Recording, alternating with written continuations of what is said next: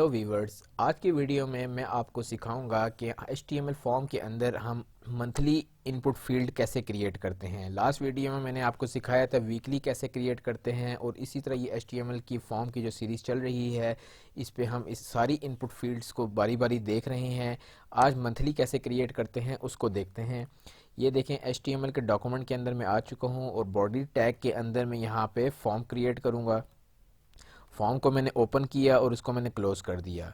अब इसके अंदर एक मैं लेबल लूँगा। लेबल यहाँ लेने के बाद यहाँ पे लिख दूँगा बर्थडे, मंथ एंड ईयर्स। ठीक है, ये मैं अपनी तरफ से कोई नाम दे रहा हूँ आपको समझाने के लिए। यहाँ पे आपकी जो भी रिक्वायरमेंट होगी आपने उस हिसाब से यहाँ पे अपना टेक्स्ट लिखना है।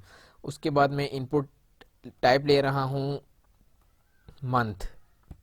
ठीक है, यहाँ पे मैंने सिर्फ जस्ट मंथ लिखा है। उसके बाद यहाँ पे मैं नेम लिखूँगा, इसमें भी मैं मंथ कर दूँगा और इसी तरह आईडी में यहाँ पे एक दे दूँगा कि अगर आप इसकी स्टाइलिंग करना चाहते हैं तो उसके लिए आप आईडी यूज़ करते हैं। आईडी यहाँ पे मैंने दे दी। ये मेरी इनपुट फील्ड रेडी हो चुकी है। अब यहाँ पे मैं एक और इनपुट फील्ड लेता हूँ और एक बटन बनाता हूँ और एक वैल्यू ले लेता हूँ और इस बटन को एक वैल्यू असाइन कर देता हूँ। अब यहाँ पे इसको मैं सेव करता हूँ। सेव करके मैं एक दफ़ा आपको फ्रंट एंड पे दिखा देता हूँ। ये देख सकते हैं व्यूवर्स, 2 लाइनें मैंने लिखी और मेरा मंथली का कोड रेडी हो चुका है। ये पहली तो लेबल आ रहा है, इसके बाद सेकंड ये आपकी इनपुट फील्ड आ रही है। जो फर्स्ट डैश आपको नज़र आ रही है ना, ये आपका जनवरी, फरवरी, मार्च, अप्रैल, ये आपके जो ईयर्स होते हैं वो होते हैं। और जो आखिर आ रहा है ये आपके ईयर्स होते हैं, मंथ होते हैं, सॉरी।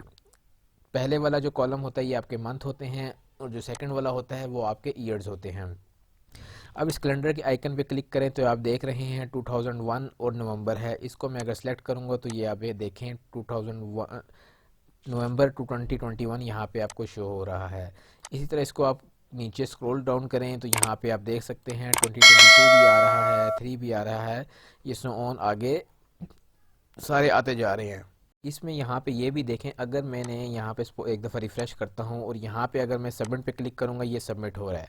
ऐसा नहीं होना चाहिए। इसके लिए हमें क्या करना चाहिए, यहाँ बैक एंड पे आप आएँ और जहाँ आपने इनपुट फील्ड बनाई है इसके आगे आप लिख दें रिक्वायर्ड। यहाँ पे आप लिख दें रिक्वायर्ड।